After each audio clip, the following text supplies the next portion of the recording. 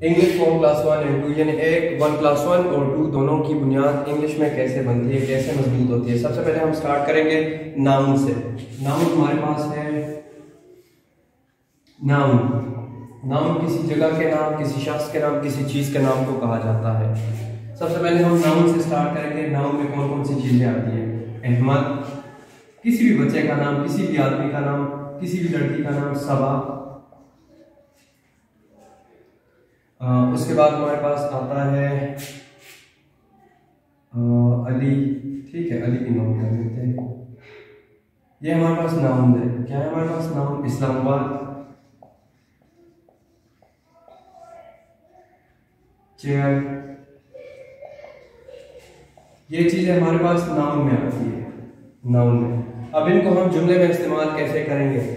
अहमद है, अहमद है, अहमद इज, अहमद है। सबा सिंगल है, सबा इज, सबा है। अली इज है। इस्लामाबाद इज, इस्लामाबाद है, सिंगल है ये। चेयर इज है। ठीक है, अहमद इज, अहमद क्या है? लड़का है। इसका प्रोनाउन क्या होगा? प्रोनाउन कहते हैं जो इसम यानी किसी चीज के नाम को बार बार लेने से हमें रोके, बस उसके लिए हम वो, ये, उसका, उसकी वगैरह वगैरह इस्तेमाल करते हैं। अहमद किस में आएगा? ही में। ही किसके लिए इस्तेमाल होते हैं? वो, लड़का। सबा के लिए शी, वो लड़की। क्या? लड़की। उसके बाद अली ही, वो लड़का। इस्लामाबाद इट, ये। ठीक है, इसके लिए सिर्फ इट इस्तेमाल होगा। ठीक है, चेयर इट, ये। ओके, वो है, अहमद है, यानी अहमद, एक दफा हमने जुमला बोल दिया अहमद इज सिक, अहमद बीमार है। आगे भी हम लिख देते हैं अहमद इज सिक, अहमद बीमार है। सबा इज एब्सेंट, गैर हाजिर।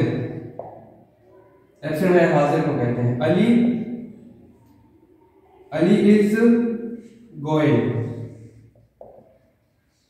जा रहा है। नेक्स्ट हमारे पास है इस्लामाबाद इज ब्यूटीफुल।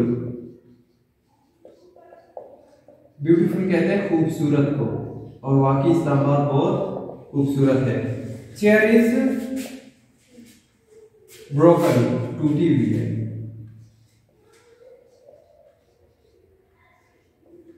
टूटी हुई है। अब देखें, एक जुमले में हमने लिखा अहमद इज सिक, अहमद बीमार है।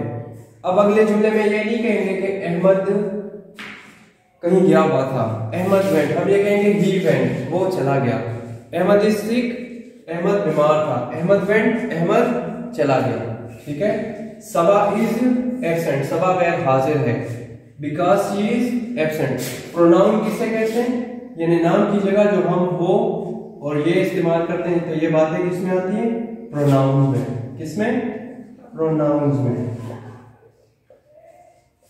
ठीक है, इसे नोट करें शाबाश।